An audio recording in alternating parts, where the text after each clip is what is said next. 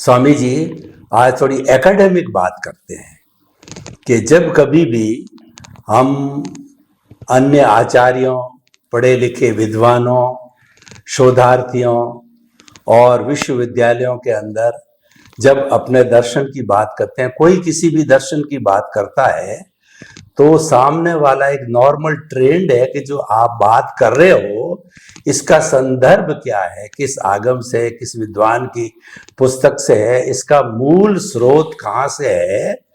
तो जो डॉक्यूमेंट्स होते हैं जैसे आगम वगैरह, तो जहाँ से लिया हुआ बता दिया जाता है, तो अपनी ये अनुभव वाणी बहुत सटीक है, सही है, अनुभव से निकली हुई आत्मगम्य है और आदमी के लिए बहुत उपयोगी है।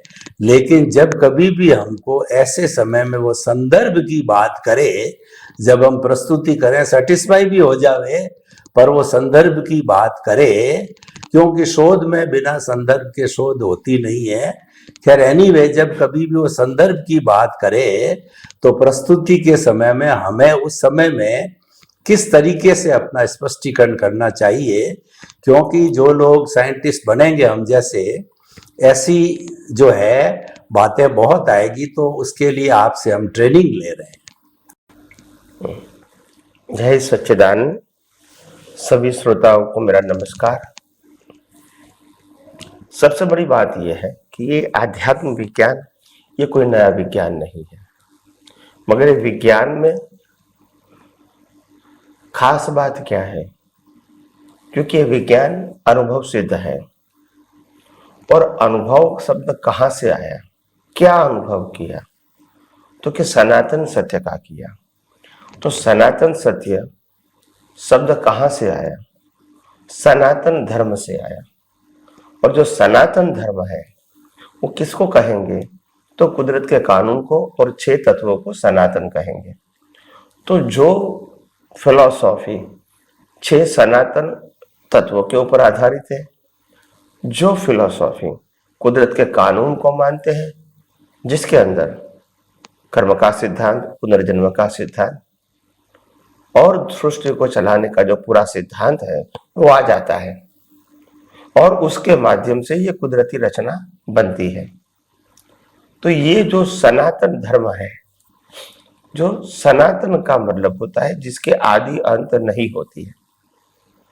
और सनातन धर्म को 2 प्रकार से प्रेजेंट किया जाता है। एक तो शास्त्रों के माध्यम से उसका वक्तव्य दिया जाता है कि हमारे शास्त्रों में ये आधार है, उसके आधार से हम ये आपको बताते हैं। और दूसरा सनातन सत्य का आधार होता है अनुभवी पुरुष का दर्शन। हालांकि उनका दर्शन सनातन सत्य के ऊपर आधारित है, मगर शास्त्रों के ऊपर आधारित नहीं होता है। और शास्त्रों को बनाने वाले कहो या शास्त्रों को बताने वाले कहो, जिन्होंने बताया बाद में शास्त्र बना, तो वो बताने वाला भी सनातन सत्य का ही उल्लेख करते हैं। जैसे महावीर ने जो कुछ भी कहा उसका उल्लेख कोई शास्त्र में नहीं होगा, मगर वो सनातन सत्य के ऊपर आधारित था। कृष्ण भगवान ने जो कुछ भी कहा वो शास्त्रों में नहीं था, मगर सनातन सत्य के आधार पर कहा।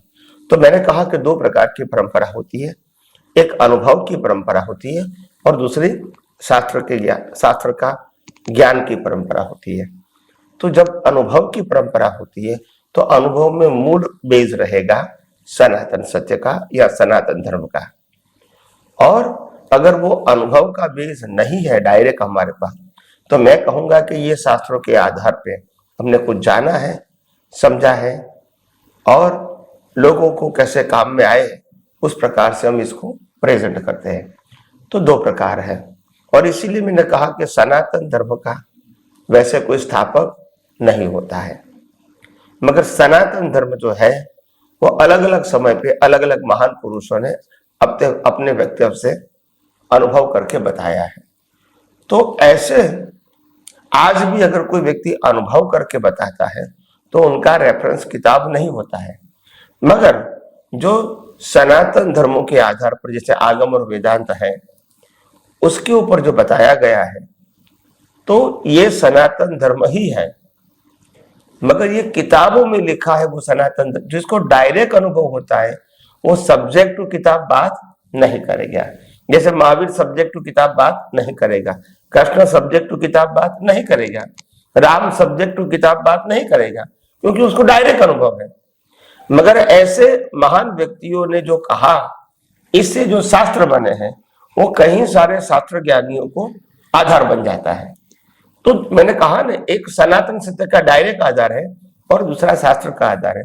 जब शास्त्र का आधार कहोगे तो आप नाम दे सकते हैं कोई भी किताब का, और जब शास्त्र का आधार नहीं है, अनुभव का आधार है, तो आप यही कह सकते हैं हम सनातन सत्य को आधार रखते हैं, जिसमें 6 तत्व आते हैं और जिसमें कुदरत का कानून आता है और जिससे बनी हुई अवस्था कुदरती रचना है।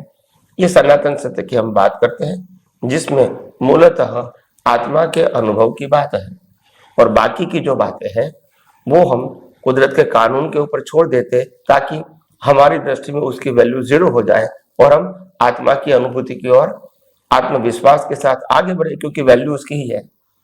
तो ये कॉन्सेप्ट है, और ये कॉन्सेप्ट अनुभव से आता है, किताबों से नहीं आता है। किताब तो बाद में बनती है। अनुभवी पुरुष के मुखारबिंद से जो शब्द निकलते हैं, इससे किताब बनती है। वो किताब में से नहीं बोलेंगे। वो क्यों नहीं बोलेंगे? वो किताब के विरुद्ध नहीं है। जब इसको दिखता है तो किताब का रेफरेंस देने की क्या जरूरत है उसको? जब मेरे को सनातन सत्य दर्शन के रूप में दिखता है तो मैं किताब की बातें क्यों करूंगा? अगर किताब का किसी को रेफरेंस देता हूं, व्यक्ति का किसी को रेफरेंस देता हूं, तो भी आम जनता को समझने के लिए देता हूं। मेरे समझने के लिए वो जरूरत नहीं है, मगर आम लोग समझ पाए, इसीलिए आम लोग जो एग्जाम्पल से यूज्ड टू है वो एग्जाम्पल मैं देता हूं, ताकि वो जल्दी समझ पाए। तो प्रश्न ये है, अनुभवी पुरुष की वाणी खुद ही प्रमाण होती है, उसमें और कोई प्रमाण की जरूरत नहीं होती है।